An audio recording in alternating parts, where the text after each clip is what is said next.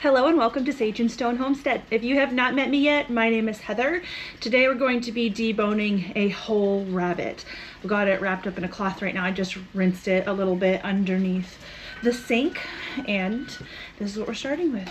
A whole breeder rabbit. This is a relatively big bunny. We may not eat the whole thing in one meal, but one of the things that people dislike most about rabbit is the little tiny bones that you can find in amongst the meat. This is sort of worse if you're doing something like pressure cooking the rabbit for a long time and they fall apart. The little tiny spine bones, and there's some little tiny bones up in the shoulder that can get missed and forgotten, and that's a texture problem for a lot of people. We have recently discovered that we really like grilling rabbit on the stove top, kind of like you would chop and quickly grill some chicken breast for a salad. You have to cook it a little bit differently, rabbit, than chicken, but once you figure it out, it is so good. So what I've been trying to do is put away a lot of deboned rabbit so that I can pull from the freezer and just do that really quickly. Or I'm actually thinking about deboning whole rabbits to put in cans so that I can have shredded rabbit super quick on a busy night. So we're gonna debone this whole bunny. I'm gonna show you how I do it. I've got one knife that I'm working with. This is my favorite knife. This is a Mora knife. I am not sponsored by them.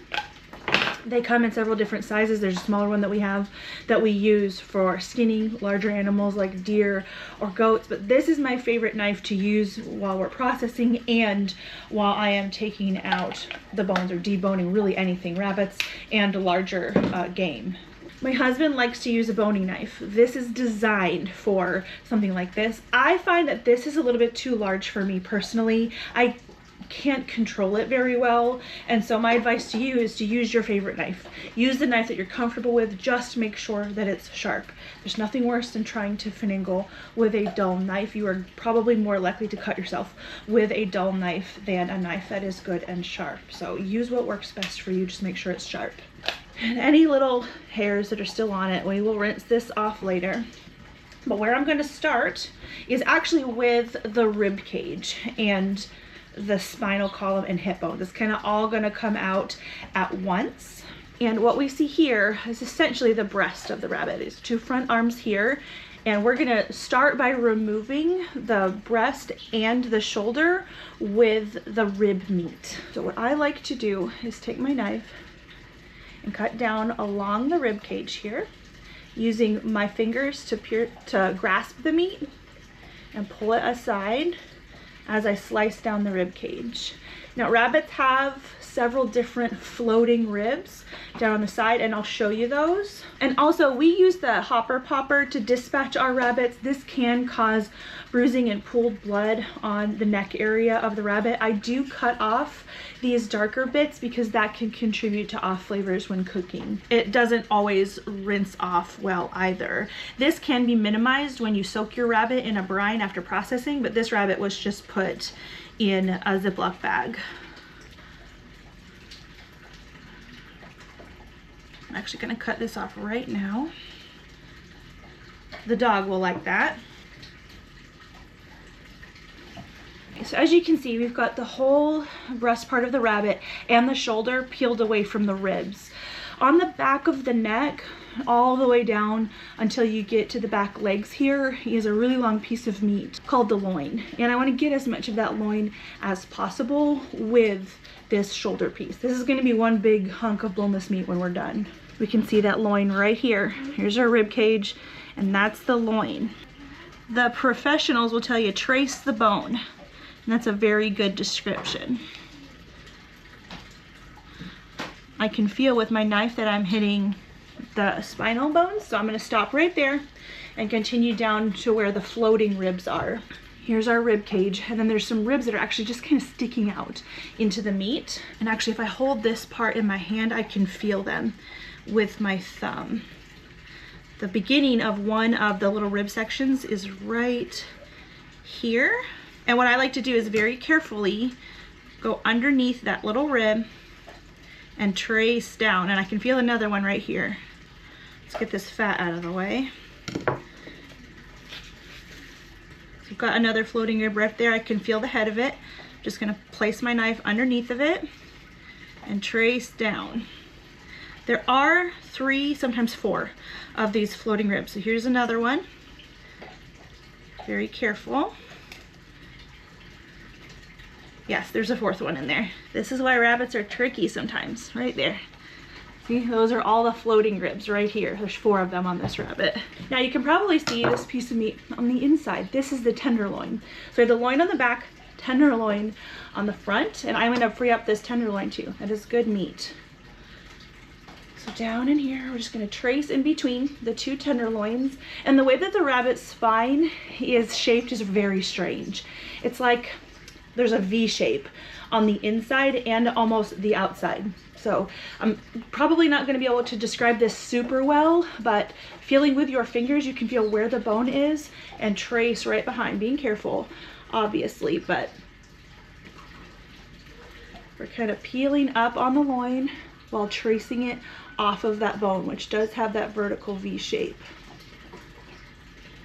Okay, right here we've got this tenderloin reflected off of the bone on this side, and it's still on the bone on this side. So a lot like with that floating rib, we can feel the different ends to the spine bone here, to the different vertebrae, and we're going to be doing the same thing that we did with the floating ribs to these little vertebrae pieces to free the meat. So wherever I feel that head of the vertebrae, I'm going underneath at an angle towards the spine to free up as much meat as possible. So we're going from the tenderloin side down into the loin side, and it's all going to stay connected.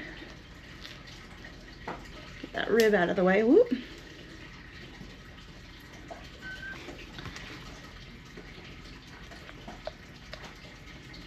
There we go. And if I turn it, you can probably see better what's going on. We've got that loin all the way from the neck on down, and this is that little vertebrae piece that we just freed up. Okay, so this is one side of the rabbit liberated. I'm gonna do the exact same thing on the other side. And come back up here, grab that breast, if you will, and start cutting along the rib cage.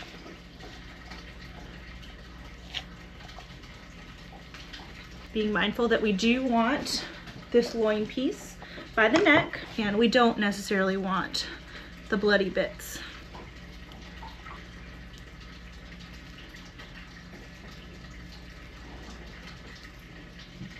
Got those floating ribs to deal with.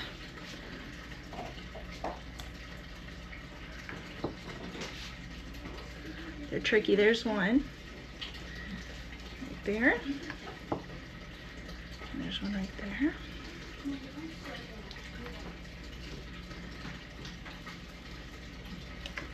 And this rabbit has a 4th, but I think it's underneath this fat. Yep. Just like so. Tracing all the way down to that spine. Turn things around here. This is the tenderloin. We're freeing this up along the inside. As you can see, I'm grabbing it with my fingers and cutting it off of the bone, reflecting that meat out of the way.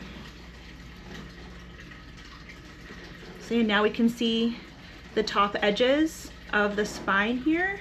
And just like with the floating ribs, cut underneath at an angle towards the spine.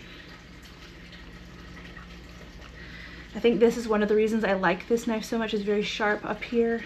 It's got a good shape for this specifically. Oh, there's another rib right here. Did I miss it? 1, 2, 3, 4. Wow, is there one over here? No. There's a 5th. There's a 5th rib. Only on this side. What a weird bunny. And rabbits, they'll get ya. All right. Whoop. Underneath that last little floating rib, and free up the rest of the loin. And now we're down to the hip area, where this gets a little bit tricky, but the rabbits have a ball and socket joint down here on these legs. The front legs here are free floating. They're just on top of the rib cage. There's no actual joint up there. And the way that we process our rabbits is we actually cut the hip bone right here, kind of like where the pubic bone would be on people. There's probably a proper term for that, but my rabbit has already been cut right here. So yours might look a little bit different, but hopefully you can still kind of see what I'm doing. I'm cutting away from this pubic bone area down along the hip bone until I get to the ball and socket joint. The hip bone at this point is a little bit hidden by that loin that we reflected off, so I am going to free this up a little bit. Remington, my cat's very interested. She's going to be noisy. Apologize in advance. So the hip bone goes all the way from down here up into here. There's a nice little round shape to the bone. This here is all hip bone right here all the way down, and I've cut a little bit in front of the hip bone, and we're going to be cutting behind it as well.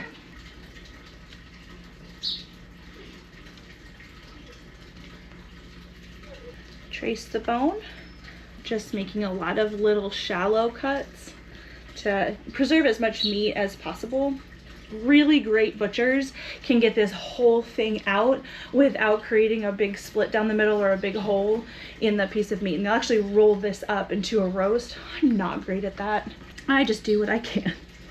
But what I'm doing is I've got one side of the hip bone here. There's still another hip bone that I haven't really freed up over here.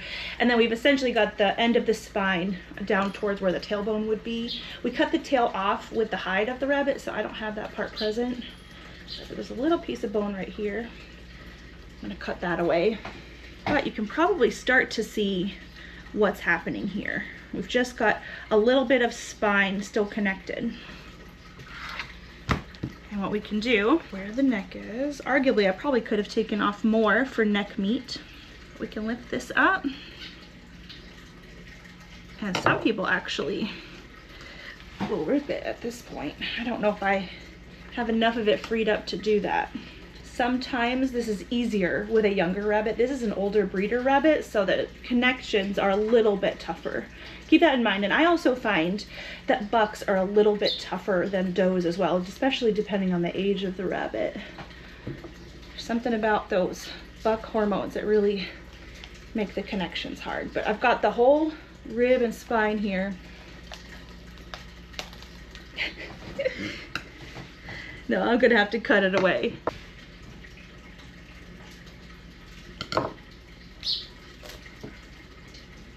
There we go. There. Ta-da. So, neck, ribs, spine, all out. Save this for the bone broth bag, and any little bits of meat that are left on here, we give our bone broth scraps to our chickens, so they'll eat all that up. And now we just have the legs and the rest of the hip to deal with.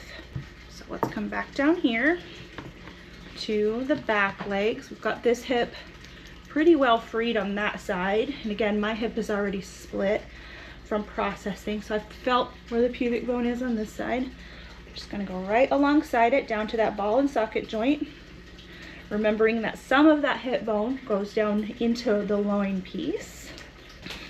So we've got hip here, and all the way down, right there. I'm gonna go on both sides of that bone.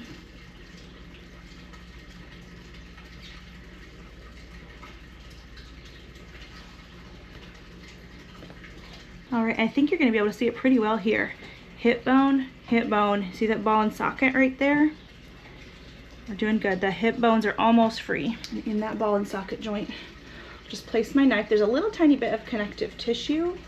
And then once that leg is separated from the hip, you can see it gets pretty loosey-goosey. It becomes pretty easy just to trace that around the backside and get it out. Got that ball and socket. Be very careful. I do have my fingers underneath of this, but I'm going very slow. It's a very interesting shape. There's almost a hook underneath the hip bone right here. Can you see that there?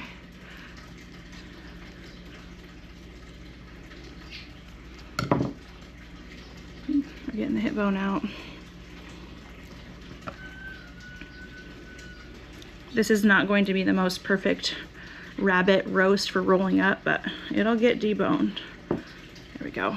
hip boned some extra meat. Again, that'll go to the chickens. And we'll do the same over here. Can be helpful to use your hands to crack that ball and socket joint apart. Get up underneath that hip bone. Mindful of that weird crook back here.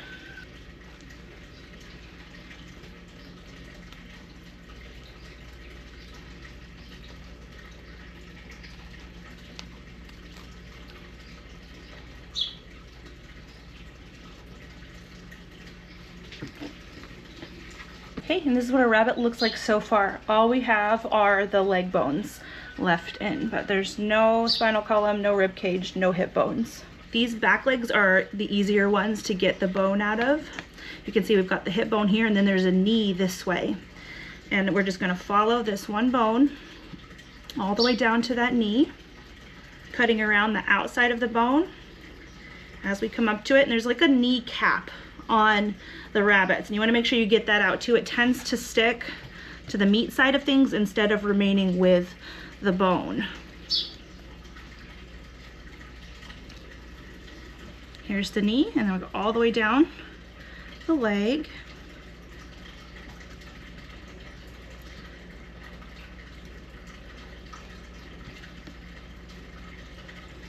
There's actually 2 bones in this lower leg. So this area of bone is a little bit wider than the upper leg. You can see that there.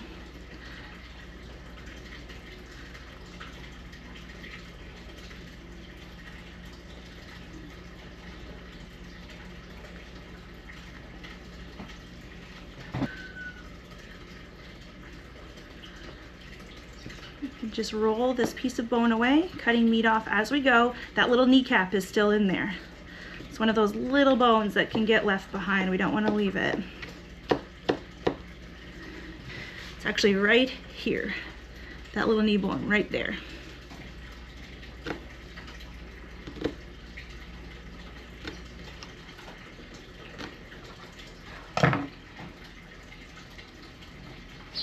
Do the same on the other side. Got this bone right here all the way down to the knee. You can feel it in there. And trace on top of it and then to the side of it. Okay, got all up underneath.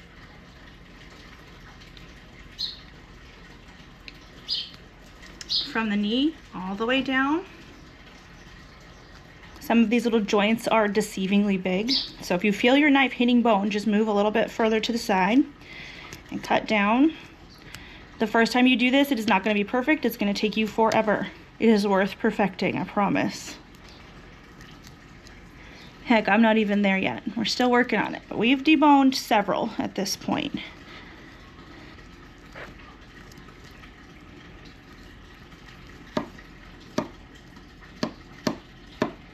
All right, and that little kneecap, it's right there. You can feel it. It's also a little white.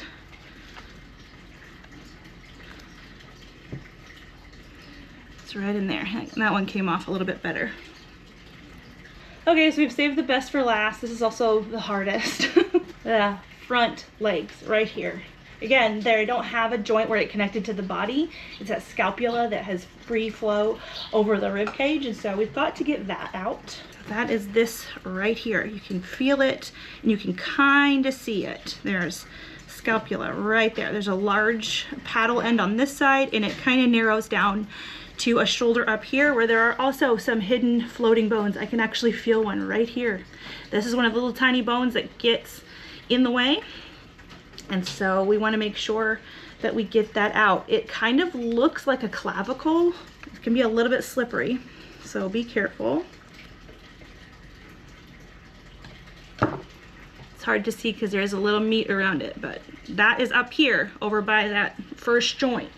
There's another hidden bone too, but we'll come to it. So here is the inside of that arm, if you will, and I'm just gonna free up some of, this is more like the breast meat here. I'm just gonna free that up so I can get to the edge of the scapula. You can sort of see it emerge right here.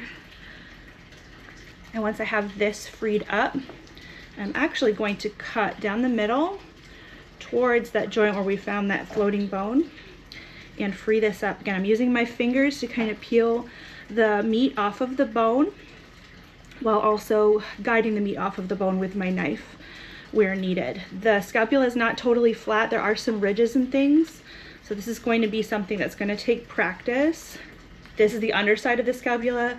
The other side here, this has a more prominent ridge, like a center ridge. We pretty much freed up that scapula. That's all bone there. And I'm just going to hold it just like we kind of did with those floating ribs.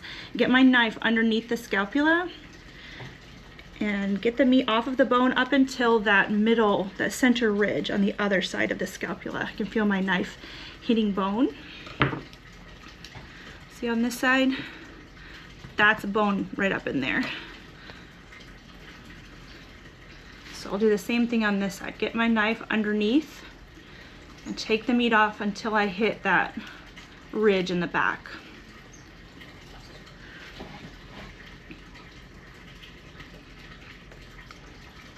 That's pretty much freed up, not all the way. We're going to keep going down the arm bones. We've got 3 arm bones. There's this scapula, there's a bone here, and then there's a couple of bones that come off this way. I like to actually take this piece of meat here, this is what was along the ribs, and cut it, split it, so that it's a little bit easier to access.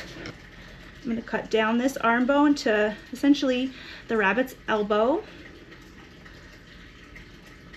freeing up that bone there, again with my fingers and with the knife, being careful with the knife to not hit my fingers.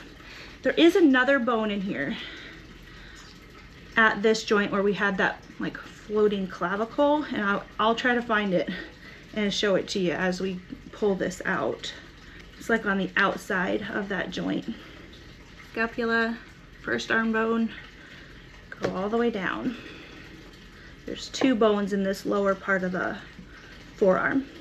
And the way that this works too, there's like a little piece that juts out from the back that holds this together. So that is also something to consider.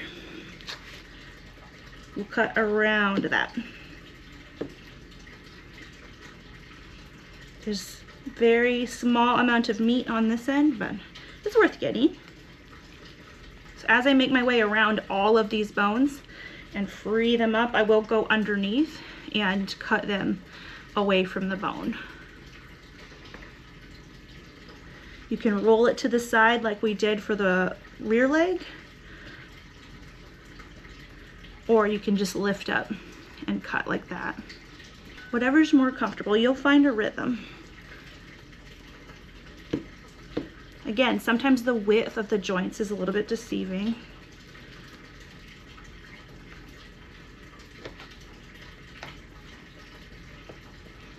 And then a little bit like with the spine, I've got to free up the meat from that ridged side of the scapula here. Sometimes you can hold it and pull. Like I said, easier on a younger rabbit, but it's working. Ooh. Okay. That's that whole arm bone section off. Now, remember I said there is another one. There's another little floating bone in here. There it is. It's right here. And it's a weird shape. Feel around and get it out.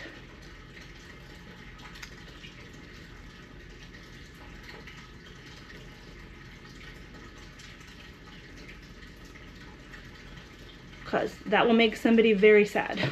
That little thing. That's a bone. You will probably find that it's easier to take the bones off of one side of the rabbit versus the other. It probably depends on whether you are right or left-handed, which side is easier. Definitely flip the rabbit around to make things a little bit more comfortable. You might see me in some strange positions because I'm trying to show you how to do it, but you don't have to position your rabbit or your body the way that mine is. Whatever is comfortable and gives you the best angle. Cut all the way down to that first joint where we do have a floating clavicle right there. It's kind of sticking out like a rib.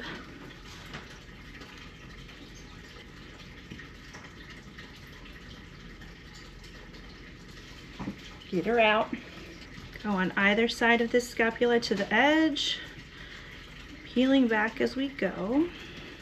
find the edge of the scapula and get underneath of it, keeping in mind that there is a center ridge on the back of the scapula. So we're going to stop when we get to that ridge. Go at it from this side. Cut this rib meat section in half for better access. I'm going to go from this joint down to the elbow.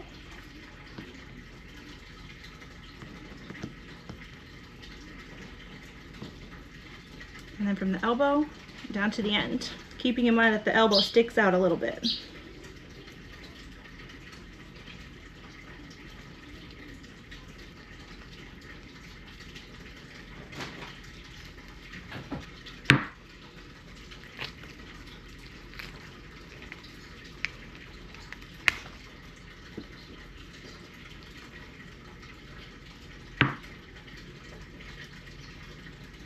And there's one more hidden bone, which you can feel right in here.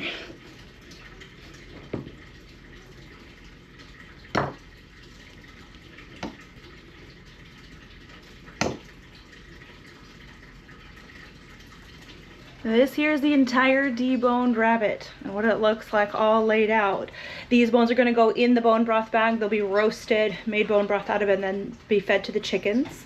So no waste there. And then, like I said, you could put this in jars and can it up like this. I think that would be excellent. I think that might actually be what I decide to do with these 3 rabbits that we've recently butchered. But I'm going to show you how we have put the other deboned rabbits away for the freezer. What I've done is take this end, which is the end with the forearms, fold the forearms in on themselves. They were out like this. Just fold them in. And then I'm going to be utilizing these belly flaps to help me make a nice little roll. Now, if you're good at this, which I'm not super great at it yet, you won't have a split down the middle like I do. But it's really not going to be a massive deal. If you were to stuff the rabbit, you could stuff it with peppers and cheese and different things. You do put that in here. But we will roll the rabbit forward, kind of tucking fillings in if we have them as we go.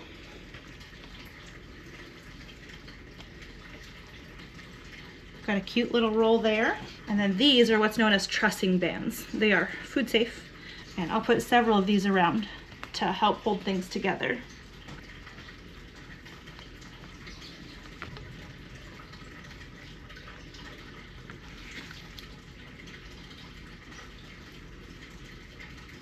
And then there you have it. It kind of looks like a giant lobster roll at this point, but what we've done is put these in vacuum seal bags, vacuum seal them, label them, and stick them in the freezer. This one is probably about 3.5 or 4 pounds of boneless meat, which is more than one meal for my family, which is awesome. And you can part out your rabbit in different ways. You don't have to part out your rabbit if you don't want to, but this makes for a really great option. If you have the energy now to do it, there's a very good chance that future you might thank you for doing the work now.